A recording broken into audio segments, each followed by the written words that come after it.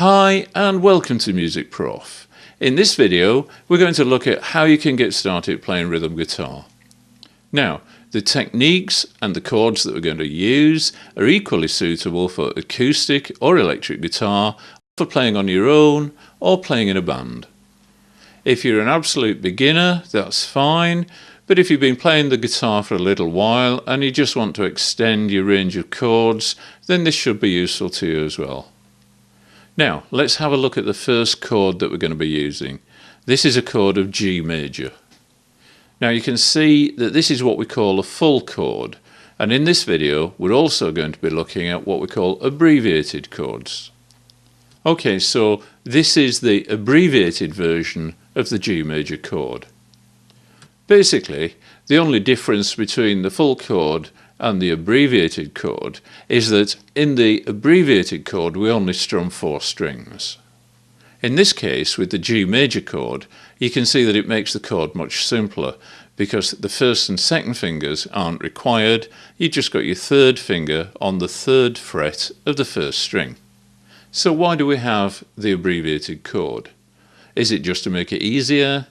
Well, it does make it easier, but that's not the whole story. If you're playing the guitar on its own, just to accompany yourself singing, then you may want to play the full chord so that you get the lower notes, the bass notes, into the chord. If, on the other hand, you're playing along with an instrument like bass guitar, then you want to play the abbreviated chord and avoid playing notes which are going to stray into the octave that the bass guitar is using. This holds true as well for instruments like piano, where the left hand is getting into that same octave. If you're doing arrangements for a band, it's important to give each instrument space in which to work, and that way the sound of the band will be cleaner and clearer, more punchy, just generally more professional. Now, it's up to you which version of these chords you use for this exercise, but let's have a look first of all at how you finger both chords.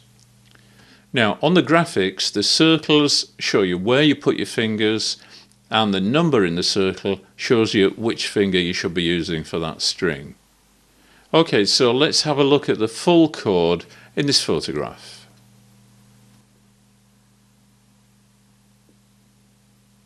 And now the abbreviated chord just looks like this. Okay, so now let's have a look at what the right hand is doing.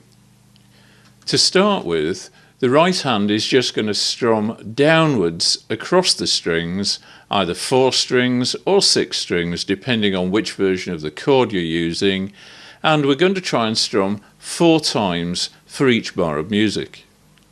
Now, although you don't really need to know this at this stage, each strum is taking up the time of 1 crotchet, and that's the musical note which takes up 1/4 of a bar, so there's 4 crotchets to a bar. To strum the strings, you can either use a plectrum, which you'd normally hold between your first finger and your thumb, or you can use the back of your fingers. Either way is fine. Okay, so let me show you now exactly what that should sound like.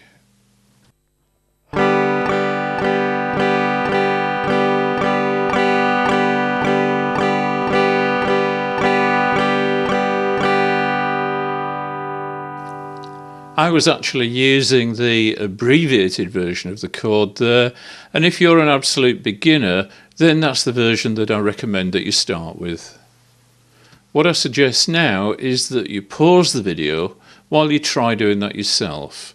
When you think that you've got the strumming nice and smooth and even, start the video again and we'll go on to the next section. Okay, so if you've done that and you think you've got the playing nice and smooth and even, we'll try playing that to a drum beat. The drums start with a count-in of 4 beats, and that's the speed at which we're going to strum. After that, we try to keep that speed going in time with the full drum beat. Okay, so first of all, let me demonstrate.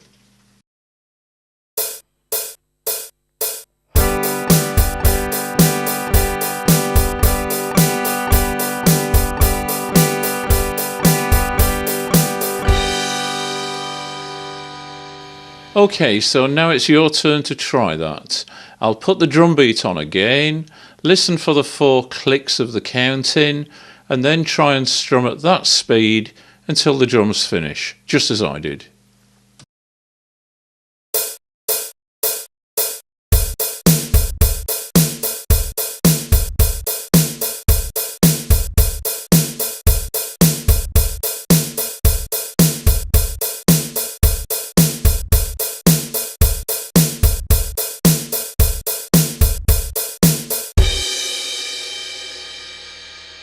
If you need to, wind the video back and do that a few times until you can do it without any problems.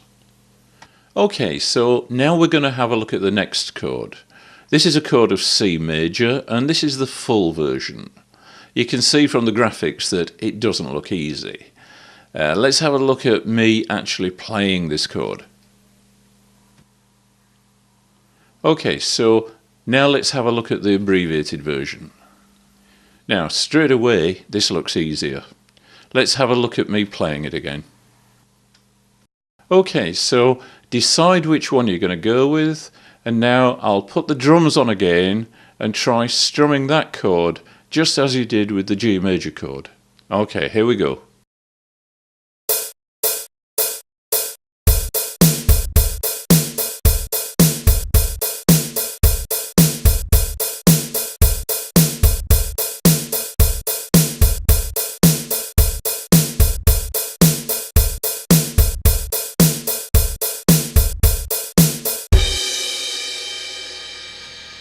Right, okay, there's one more chord to learn in this video, and this is a chord of D major.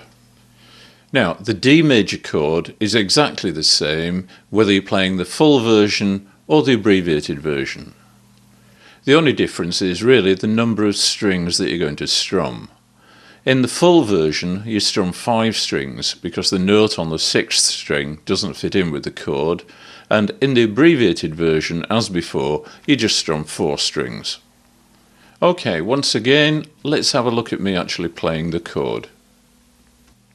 Okay, so if you've been playing the abbreviated chords up to now, then this is going to be the hardest chord that you've played so far. Just take your time and don't worry if at first all the strings don't ring out properly. That'll come with practice. So, for the last time, we're going to put the drums on again and try strumming the D chord as you did with the previous 2. Here we go.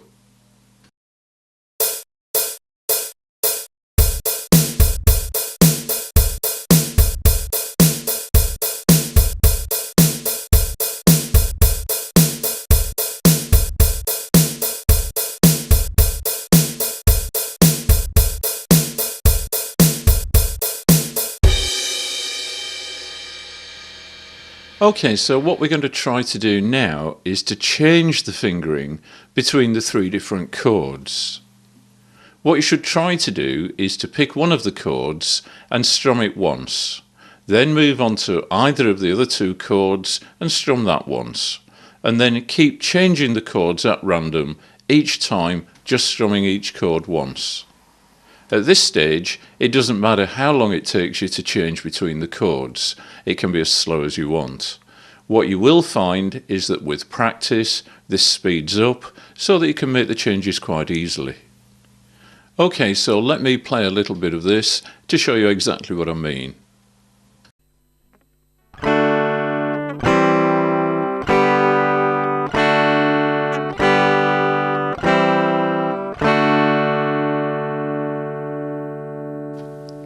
Okay, so up to now you've just been strumming 4 downstrokes, but we're going to start to look at the most common strumming rhythm that you're likely to play in a lot of the songs that you'll come across.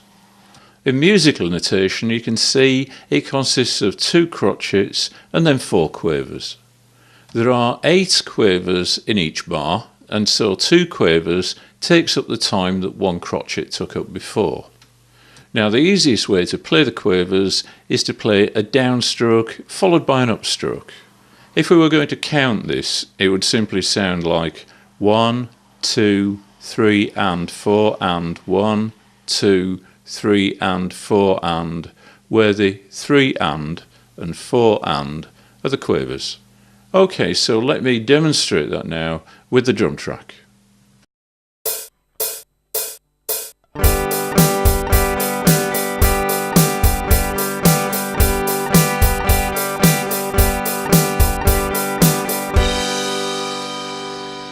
Once you've tried that rhythm and you've got it running fairly smoothly, you might want to go back over the chords and try each chord again with the drum track. I would stress though that you don't actually need to play that rhythm. If you're quite happy playing 4 to a bar, that's fine. Okay, so by now you should be ready to move on to our chord videos. Now we have over 100 chord videos which will teach you just about every chord that you're ever going to need. Now the first one that I suggest you try is the video for the chord G major, because that uses the 3 chords that you've just learnt in this video. It also has a full backing track instead of just the drums, and it has graphics which will guide you through the chord sequence and help you to keep in time. I think the easiest way to find this video is to do it from our website, and this is the address now. Once you get onto the website, click on Chords and you'll see this screen here. Now you'll notice that each of the chords has 4 positions, but to start with it's going to be position 1 that you're interested in. So look for the G chord, position 1, click on that box and it will take you straight to the video. There is another video that you might find useful, and that's the introduction to the chords videos, and you'll find a link to that on the same page. If you've managed to get right through this video without too many problems, then you can probably safely go to the G major video, but the introduction video does have more details about how the chord videos work.